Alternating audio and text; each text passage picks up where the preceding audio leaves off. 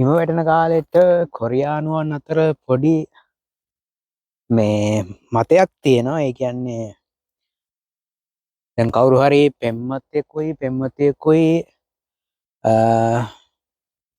එයාලා ආදරය කරන්න පටන් අරගෙන මම හිතන්නේ අර ඒ කියන්නේ අර කතා බහ කරලා ටිකක් ලං වෙන කාලයක් තියෙනවනේ.